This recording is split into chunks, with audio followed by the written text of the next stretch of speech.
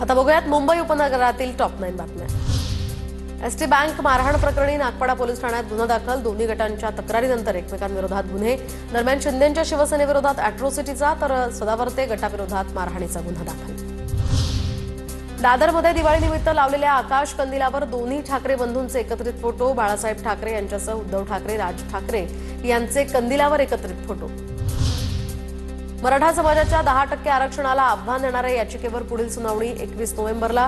तर न्यायमूर्ती रवींद्र घुगे, न्यायमूर्ती संदीप मारणे आणि न्यायमूर्ती निजामुद्दीन जमादार यांच्या पूर्ण पीठासमोर सुनावणी होणार।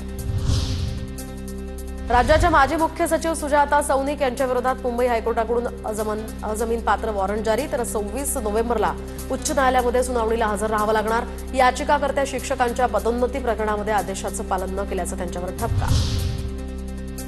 दिवाळीच्या पार्श्वभूमीवर मध्य रेल्वेच्या प्रमुख स्थानकांवर प्लॅटफॉर्म तिकीट विक्रीवर तात्पुरती बंदी।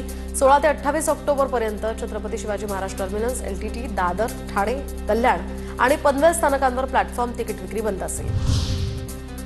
अभिनेता अक्षय कुमारची उच्च न्यायालयात धाव। तर नाव, आवाज आणि छायाचित्राचा गैरवापर होत असून यावर निर्बंध लावण्याची मागणी युक्तिवाद पूर्ण झाल्यावर न्यायालयानं निकाल राखून ठेवलाय।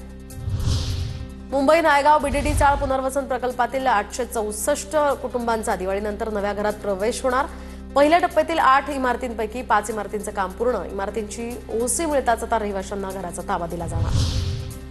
मुंबई पालिकेला भूखंड निवासी प्रकल्पातील बिल्डरांकडून आता मिळालेल्या 426 घरांसाठी दिवाळीत लॉटरी निघणार। यासाठी आजपासून 14 नोव्हेंबरपर्यंत अर्ज करता येणार।